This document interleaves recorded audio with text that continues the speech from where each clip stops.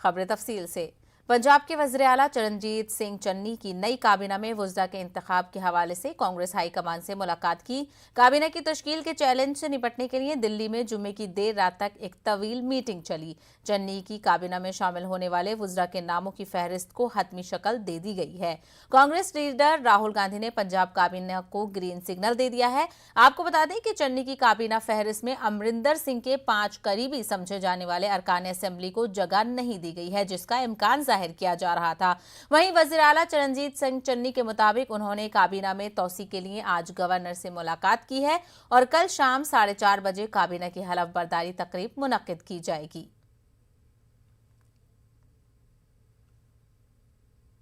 ਅਸੀਂ ਗਵਰਨਰ ਸਾਹਿਬ ਨੂੰ ਮਿਲ ਕੇ ਰਿਕੁਐਸਟ ਕੀਤੀ ਹੈ ਕਿ ਕੈਬਨਿਟ ਦੇ ਵਿੱਚ ਐਕਸਪੈਂਸ਼ਨ ਕਰਨਾ ਚਾਹੁੰਦੇ ਆ ਤਾਂ ਉਹਨਾਂ ਨੇ ਕੱਲ ਨੂੰ 4:30 ਵਜੇ ਦਾ ਟਾਈਮ ਦਿੱਤਾ ਹੈ। ਕੱਲ ਨੂੰ पूरी कैबिनेट है ਜਿਹੜੇ ਹੋਰ मंत्री रह गए वो सौं चक्कणगे। वहीं मध्य प्रदेश में बढ़ती महंगाई, बेरोजगारी, जुराइम और हुजूमी तशद्दुद के मामले को लेकर संयुक्त मोर्चा के जरिए भोपाल में धरना दिया जा रहा है। ये पहला मौका है जब बीजेपी हुकूमत के खिलाफ कांग्रेस के साथ मिलकर सभी पार्टियां एहतजाज कर रही हैं।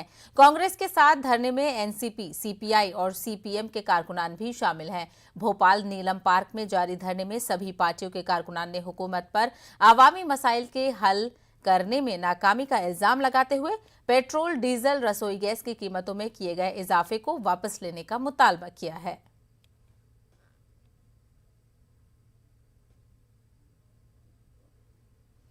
कानपुर ट्रैफिक पुलिस आवाम की मेहनत की कमाई को इस तरह लूट रही है कि सुनकर आप भी हैरान रह जाएंगे। सिर्फ 45 दिनों के अंदर अंदर फसलगंज में ट्रैफिक पुलिस ने 2 करोड़ 40 लाख रुपए मालियत के 19,000 लोगों के गलत चालान काटे हैं।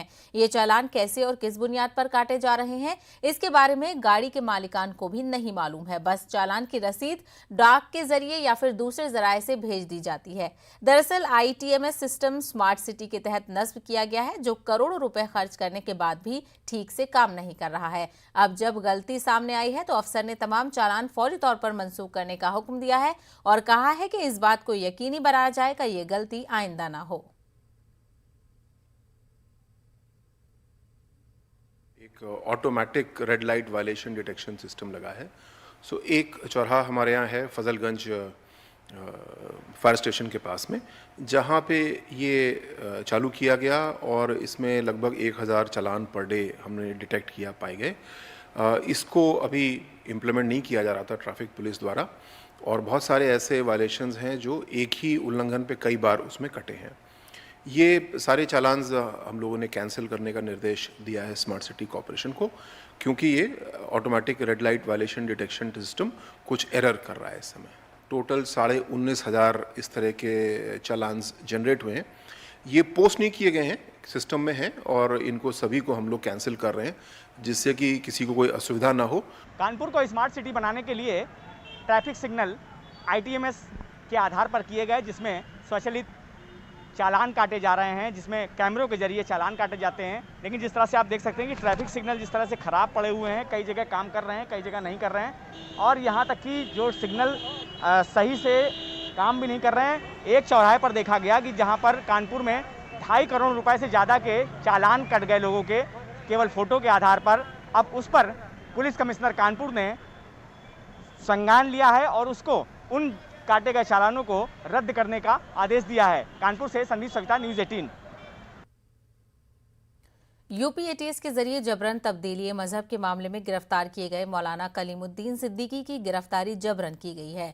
मौलाना उमर गौतम, मुफ्ती जहांगीर की गिरफ्तारियां भी गैर कानूनी हैं। इन सभी को रिहा किया जाए, इस मुतालबे को लेकर ऑल इंडिया इमाम्स काउंसिल की जानिब से मालेगांव एडिशनल कलेक्टर के दफ्तर के सामने एहतजाज किया गया और कलेक्टर को मेमोरेंडम पेश किया गया। इस एहतजाज में इमाम्स काउंसिल के साथ दीगर मिली तंजीमें भी शामिल हुई। मौलाना कलीम सिद्दीकी की रिहाई फौरन करो, इस तरह के नारे लगाए गए। करीब 1 घंटे तक इमाम्स काउंसिल के उलमा ने एहतजाज किया। का मुतालबा करते हैं कि मौलाना उमर गौतम साहब, मौलाना जहांगीर कासमी साहब और मौलाना कलीम सिद्दीकी साहब को जल्द अज जल्द बाइज्जत रिहा किया जाए और उनके साथ जो मामलात किए गए हैं उन तमाम के तमाम मामलात को खत्म किया जाए।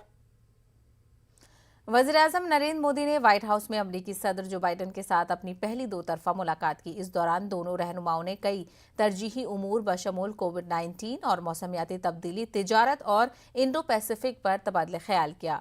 मोदी बाइडेन मुलाकात के बाद मुश्तरका बयान जारी किया गया है, जिसमें दहशतगर्द तंजीमों के खिलाफ मुत्तहिद कार्रवाई का अहद के अलावा 26/11 दहशतगर्दाना हमले के कसूरवारों को सजा देने का मुतालबा किया गया है।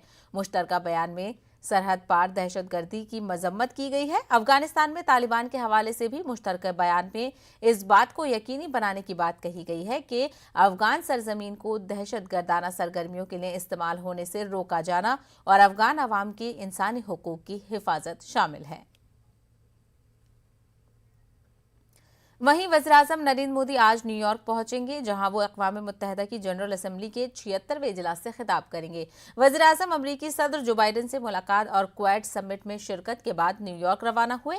हिंदुस्तान UNGA में अपने इख्तियार का इस्तेमाल करते हुए पाकिस्तान के वज़ीर-ए-आज़म इमरान खान के UNGA में जम्मू कश्मीर पर दिए गए बयान का जवाब देगा। इमरान खान ने अक़वाम मुत्तहिदा की जनरल असेंबली से अमली तौर पर खिताब करते हुए मसले कश्मीर को उठाया था। उन्होंने कहा था कि पाकिस्तान हिंदुस्तान के साथ अमन चाहता है और जनूबी एशिया में पायदार अमन जम्मू कश्मीर के हल पर मुनहसिर है।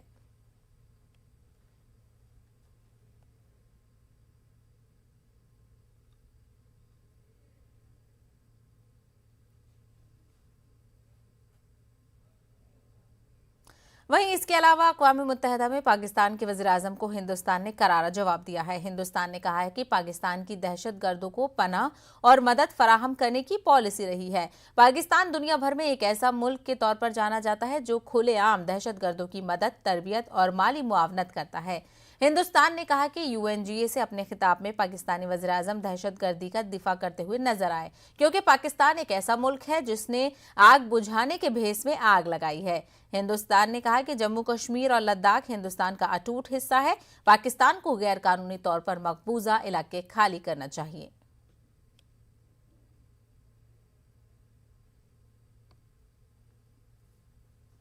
गौकशी पर पाबंदी की आड़ में कुरैश बिरादरी पर मुसीबत के पहाड़ ढाए जा रहे हैं। कर्नाटक में नाफिज किए गए नए कानून के बाद हजारों कुरैश खानदानों के लिए रोजी रोटी का मसला पैदा हो गया है। बंगलुरु में कुल हिंद जमीयतुल कुरैश एक्शन कमेटी के इजलास में इन ख्यालात का इजहार किया गया। हैदराबाद से आए एक्शन कमेटी के सदर फहीम कुरैशी ने कहा कि मुल्क की तकरीबन हर रियासत में बीफ की तिजारत करने वाली कुरैश बिरादरी को नए कवानीन के जरिए परेशान किया जा रहा है। कई खानदान बेरोजगार हो चुके हैं और इन तमाम मसाइल और एदाद शुमार के साथ जमीयतुल कुरैश एक्शन कमेटी का वफ्द जल्द ही रियासती और मरकजी हुकूमत से नुमाइंदगी करेगा। बीफ के ताजिरों के साथ हो रही नाइंसाफियों के खिलाफ अदालतों से भी रुजू किया जाएगा। जनूबी हिंद के कन्वेनर PM यूसुफ कुरैशी ने कहा कि कर्नाटक हुकूमत ने कुरैश बिरादरी के लिए कोई मुतबादिल इंतजाम किए बगैर ही बीफ पर पाबंदी का कानून नाफिज किया है।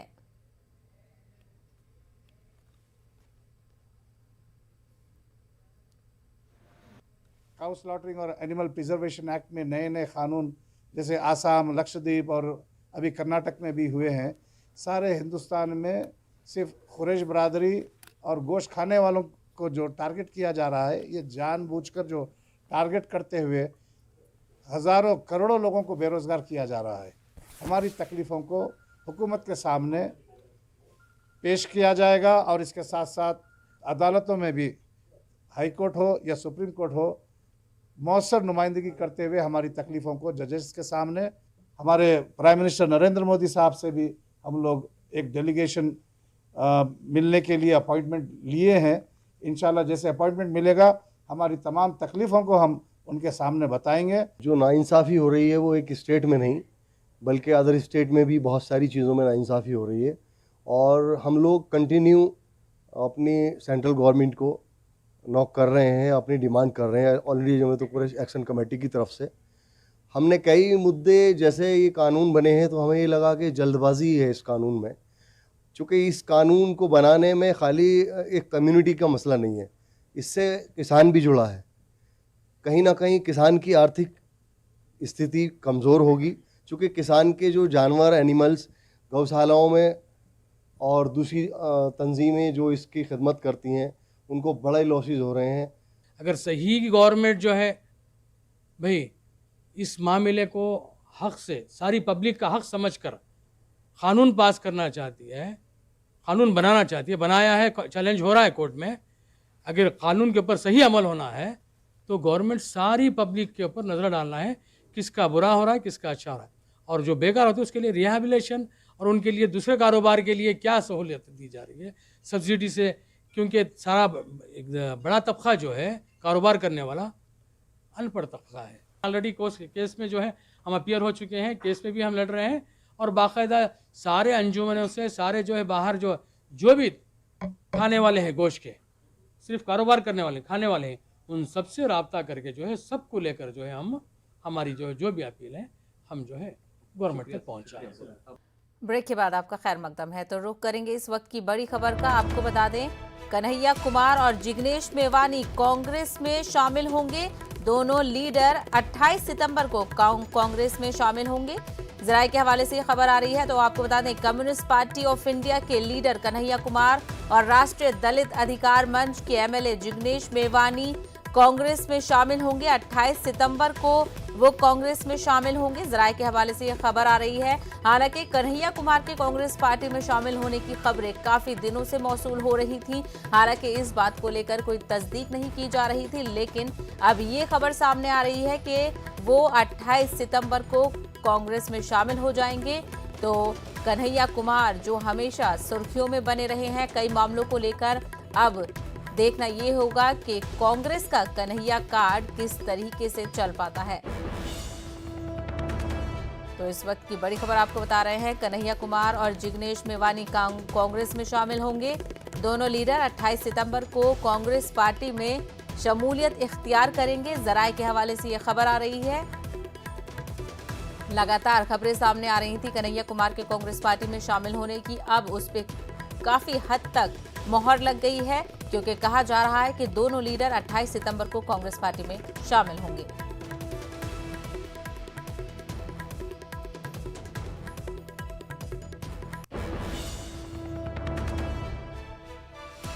इस वक्त की बड़ी खबर आपको बता रहे हैं कन्हैया कुमार और जिग्नेश मेवानी कांग्रेस में शामिल होंगे।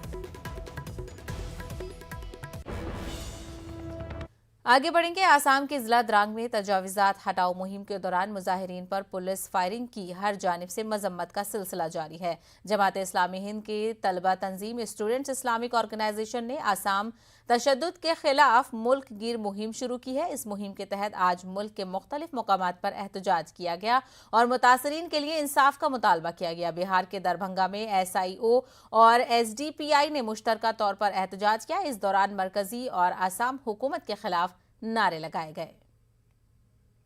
और उसके बाद जैसे यहाँ उस दिन हसन चक पे भी लोगों ने अतिक्रमण के खिलाफ जो टूटा उनका अपना गुस्सा इजहार किया, तो उनके सामने छाती पर गोली मारी गई।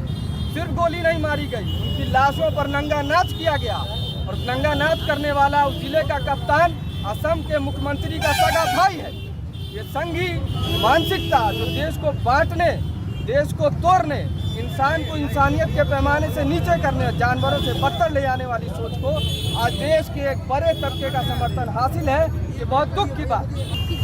जिस उम्र में हमें कोचिंग और स्कूल जाने का टाइम है, उस उम्र में हम आए दिन सड़क पे नजर आ रहे हैं, जहाँ आप महिलाएं भी आप सड़क पे उतर रही है। आप देख रहे हैं आज हम प्रोटेस्ट कर रहे हैं क्योंकि असम के मुस्लिम के साथ जो नाइंसाफी हो रही है। आपने देखा कि कुछ दिन पहले वहाँ के मुसलमानों के साथ किस दरिंदे के साथ उससे इसका हक छीना जा रहा है।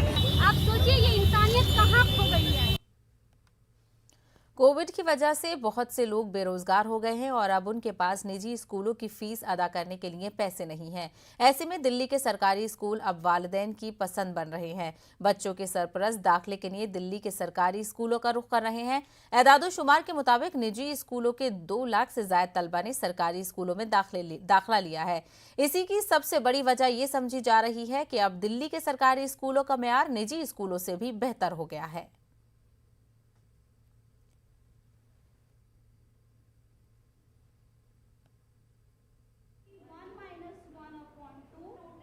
जिस तरीके से बच्चों ने अब प्राइवेट स्कूल छोड़कर सरकारी स्कूल की तरफ रुख किया है, इस वक्त हम दिल्ली सरकार के सरकारी स्कूल की एक क्लास में खड़े हैं जहां आप तस्वीरों में बच्चों को देख रहे होंगे, क्योंकि अब स्कूल भी खुल चुके हैं और बच्चों ने भी स्कूल आना शुरू कर दिया है।